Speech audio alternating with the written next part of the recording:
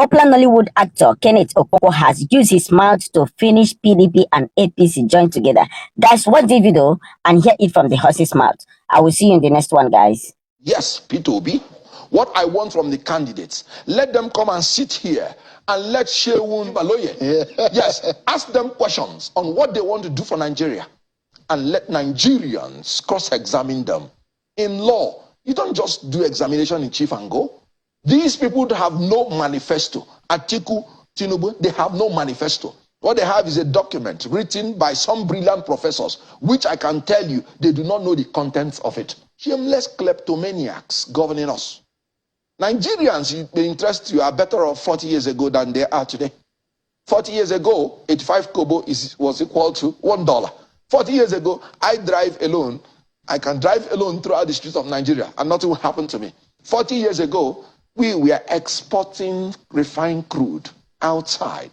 Our problem 40 years ago was not money, but how to spend it. Today, the present government cannot even have revenue enough to service the debts that it ill-advisedly took for himself. Let me tell you about P2B's 7-point agenda. 1, securing and uniting Nigeria. 2, effective legal and institutional reforms. 3, production-centered growth for food security.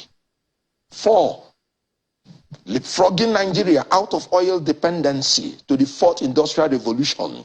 5, human capital development for effective competitiveness. 6, expanding physical infrastructure through market-driven reforms. 7, robust foreign policy that will restore Nigerians' strategic relevance in international community.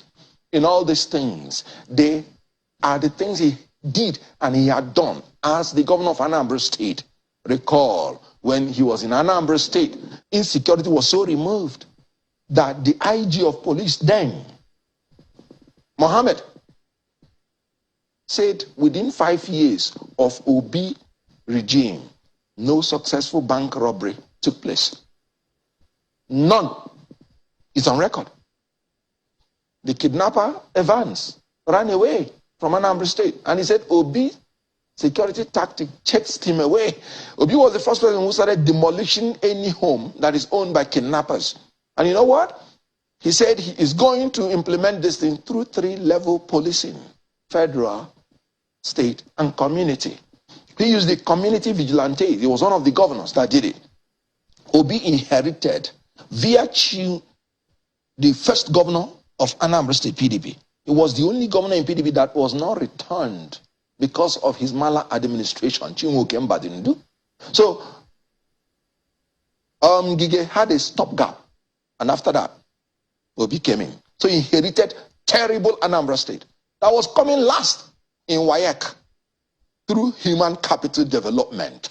Within 2 years, Anambra State started coming first in WAEC. So can you imagine? We have the APC that inherited foreign currency, and they are now coming last in the world. I said they have failed us 735% of the time. Then Obi inherited an educational system that was last and catapulted it to second. So first, everything about APC is bad. Really? Yes. Because there is no sound coming out of APC. What you hear is noise. And you know, when people make noise, they exchange ignorance. One man. In the North Central, you talk about the herdsmen. In the Northwest, you talk about bandits, kidnappers, terrorists. In the South, you talk about the oil thieves.